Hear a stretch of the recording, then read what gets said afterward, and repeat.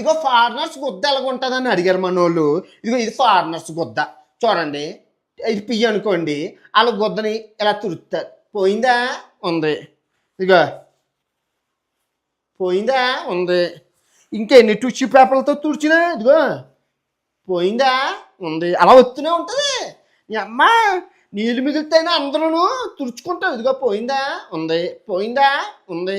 ఎంత తుడిచినా అలాగే ఇదిగో అలాగ వస్తూనే ఉంటుంది. నీ అమ్మ అలా పోయిందా? పోయిందా? ఉంది. అలా ఎంత తుడుచు గట్టికి పాము. ఏమైంది ఇక్కడ? ఇంత ఉంది. ఇంకా సేమ్ సైజ్ ఇది. ఫారినర్స్ గుద్దలుగా ఉంటుంది. ఇది మన భారతీయుల గుద్ద చూడండి. ఇప్పుడు మనం ఏం చేస్తాం? టిష్యూ పేపర్తో మనం ఏం చేస్తున్నాం? కొరుక్కుంటాం. ఇదిగో మొత్తం మొత్తం క్లీనింగ్ మొత్తం పోతుంది. ఉంటుందా ఏమైనా? ఏముంది? ఉందా ఏమైనా? కంపు కూడా లేదు. ఎంత శుభ్రం. ఫారినర్స్ గుద్దకి ఎంత ఉంది పియ్య? మన గుద్దకి ఎంత ఉంది? మనకేమైనా శాసన శూన్యం. మన దగ్గర పియ్య శూన్యం. ఫారినర్స్ గుద్ద కంపు కంపు. ఎందుకు చెప్తున్నావు సార్ అంటే ఈ మధ్య మన తెలుగు రాష్ట్రాల్లోని నీళ్ళు సేవ్ చేద్దామని చెప్పి మన వాళ్ళు టిష్యూ పేపర్లు వాడుతున్నాడు. అమ్మా టిష్యూ పేపర్లు మన గుద్దకి పనిచేయదు. ఫారినర్స్ గుద్దకే టిష్యూ పేపర్లు. అది ఎలాగో చెప్తాను. మనం ఏం తింటాం? పప్పుచారు, సాంబారు, మసాలా, బిర్యానీ, కుర్మా తింటాం.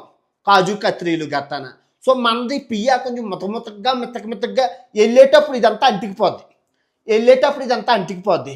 సో మనం టిష్యూ పేపర్లతో తుడితే ఇదంతా అయిపోద్ది. ఫారినర్స్ తినింది ఏంటి? పిజ్జా, పాస్తా, ఏంటి అది బర్గరు, మచ్చి అన్ని సలాడ్లు అవి తింటారు. అవన్నీ ఎలాగుంటాయి? గొడ్డు మాంసాలు అవన్నీ తింటే దొడ్డికి ఎలాగొస్తుంది? కడ్డీలాగా వస్తుంది. ఒకటే కడ్డీ.